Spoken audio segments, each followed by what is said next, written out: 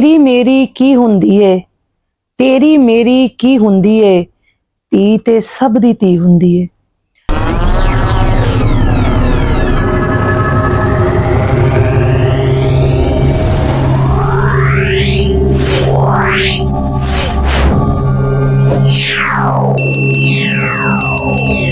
बिस्मिल्लाहिर्रहमानिर्रहीम। अस्सलाम वालेकुम। वॉइस ऑफ फातिमा के साथ आपकी बहन फातिमा एक बार फिर हाजिर है एक पॉडकास्ट के साथ, जो कि बेहद ज़रूरी थी और बहुत ही दुखी दिल के साथ ये पॉडकास्ट मैं कर रही हूँ।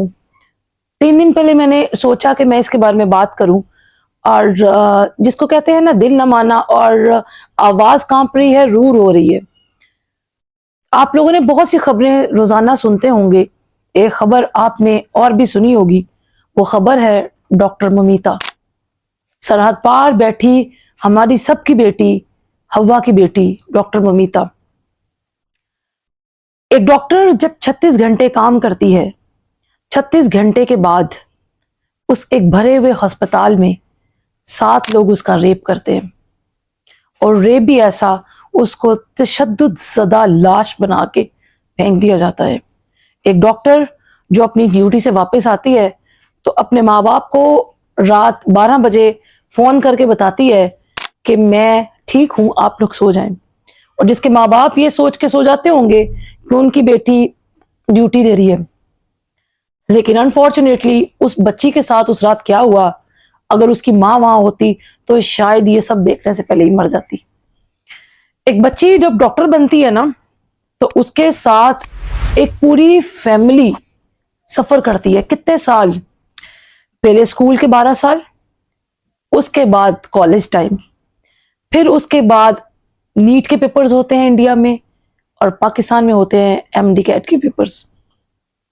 माँ बाप अपने दिन काटते हैं, एक एक लम्हा गुजारते हैं, और फिर कहीं जाके एक बच्ची मेडिकल कॉलेज में एडमिट होती है, उसका एडमिशन होता है और वो डॉक्टर बनती है। डॉक्टर बनने के बाद ये सब पैशनेट बच्चे होते हैं, वो अपनी पूरी जिंदगी लगाते हैं और वो ऐसी दर्दनाक मौत डिजर्व नहीं करते। क्या आपको ज़ैनब का वाकया याद है जो पाकिस्तान में हुआ था? चंद दिन पहले एक रिपोर्ट मेरी नजरों के सामने से गुजरी। गंगाराम हॉस्पिटल लाहौर, 5 साल की बच्ची का रेप हुआ।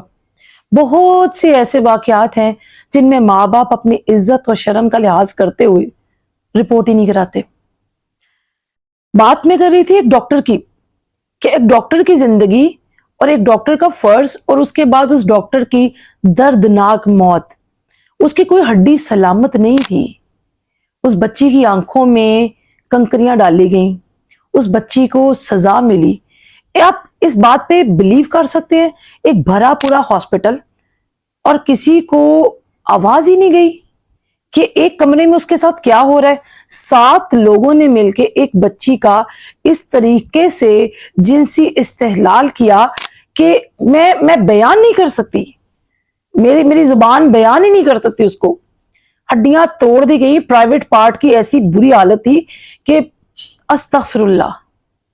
क्या हम लोग एक माँ की हैसियत से हम तरबियत नहीं कर पाए, या एज ए मर्द हम इसी वाकये की तलाश में होते हैं कि कहीं कोई औरत, कहीं कोई बच्ची हमें मिल जाए?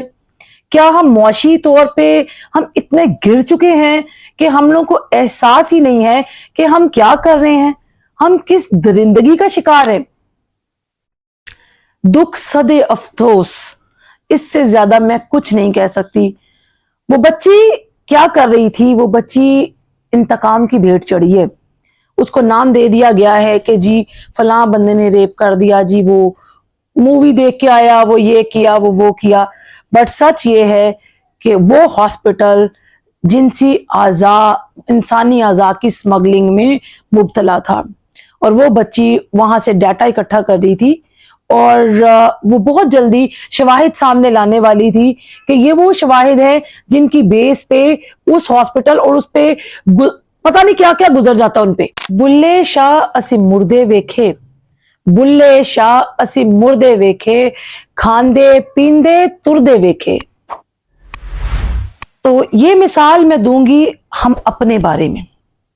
हम लोग एक कौम के हिसाब से कौम नहीं है, ہندوستان میں یہ سب کچھ ہوا، جو سب کچھ ہوا ان کے لوگوں نے بتایا، وہ قوم ہے، وہ متحد ہوئے، چلتی بس میں ریپ کا واقعہ ہو یا ان کا جو بھی ان کے جتنے بھی چیمپئن شپس ہوں یا انڈیا کا الیکشن کا مسئلہ ہو، کچھ بھی ہو، آپ لوگ دیکھتے ہوں گے کہ وہ لوگ اکٹھے ہیں، اور جب وہ لوگ اکٹھے ہو کے یونائٹڈ ہو کے باہر نکلتے ہیں، ان کے حساس ادارے اور ان کی عدلیہ کام کرتی ہے۔